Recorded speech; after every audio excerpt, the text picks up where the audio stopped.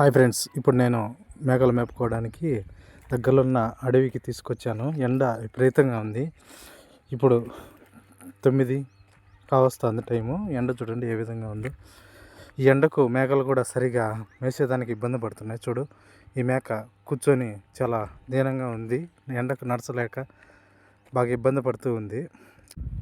మేపడానికి కూడా ఈ మేపు సరిగా లేదు. ఎందుకంటే ఈ ఎండాకాలము కొంచెము చెట్లు అనేది ఆకులు రాలిపోయి సరిగా ఉండదు.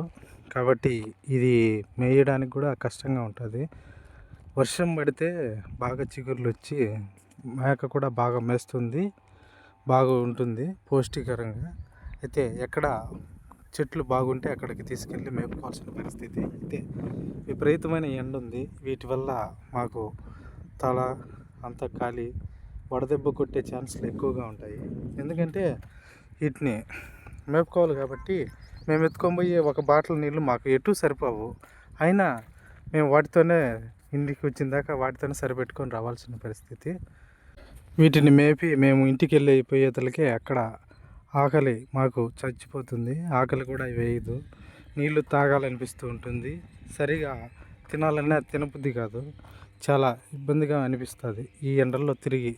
అయినా వాటిని మేపడం మాకు కర్తవ్యం కాబట్టి మేము వాటిని దృష్టిలో పెట్టుకొని ఎన్ని బాధలన్నీ మర్చిపోయి వాటిని మేస్తే మాకు కూడా బాగుంటుందని నమ్మి మేము వాటిని చాలా జాగ్రత్తగా కంటికి రెప్పలా చూసుకుంటాము. చూడండి, ఇప్పుడు మేము ఇంత ఎండలో మళ్ళా తిరిగి వాటిని తీసుకెళ్ళి, ఎందుకంటే నీరు తక్కువగా ఉంది కాబట్టి నీళ్లు లేవు ఇక్కడ అడవిలో. వాటిని తీసుకుపోయి మధ్యాహ్నం నీళ్ళు తాపుకొని కొద్దిసేపు రెస్ట్ తీసుకొని మళ్ళీ 3:30కు ఇప్పి మళ్ళీ మేము తీసుకెళ్తాము మళ్ళా మేపుకు.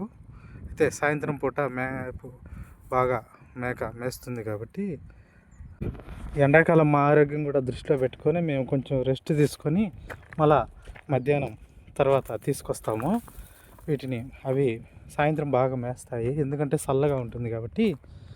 అవి మేసి బాగా పుష్టిగా మేసేస్తాయి. ఉదయం ఏం మేయవు. ఈ వీడియో మీకు నచ్చినట్లయితే మన విలేజ్ ఛానల్ను సబ్స్క్రైబ్ చేయండి, లైక్ చేయండి, షేర్ చేయండి, కామెంట్ చేయండి.